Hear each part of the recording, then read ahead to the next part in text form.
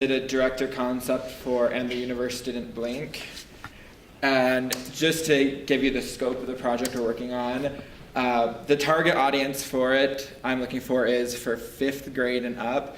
However, with the concept that I've designed, I think it could probably go a little bit younger, but I think they would pay more attention to the spectacle more than the actual story. So I think 5th grade is a good target. However, anyone older would enjoy it because of the story itself.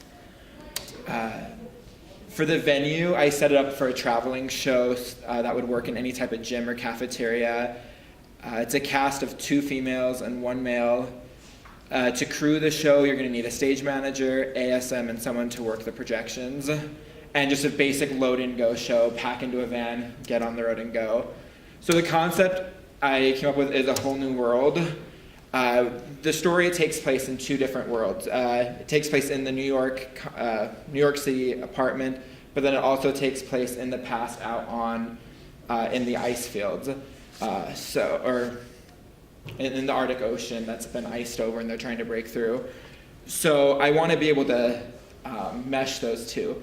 So to do this, we're going to use an astrolab. So it's going to take place inside one of those big giant domes. And they have varied sizes of them.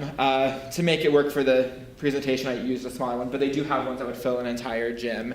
And I've used them before, never done a play in one. So I think it'd be a really cool idea. And it would be really immersive because, like I said, a whole new world. I want to create an entire environment and really immersive experience for the audience members.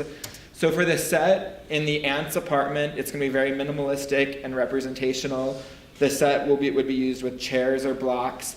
The only real actual set piece I want used is the steamer trunk because there's so many memories in with that I think the steamer trunk is really pertinent to the story.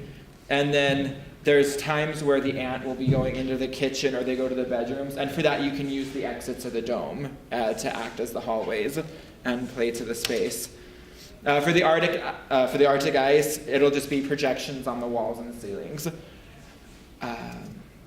As far as the lighting goes, for the aunt's apartment, it'll just be a regular house light. So whatever you have as they go in, I want them to feel like they are in the space, so the apartment's all around them. So rather than having a focus up on this stage, I want them to feel like they are actually in the apartment and having, just being immersed in it.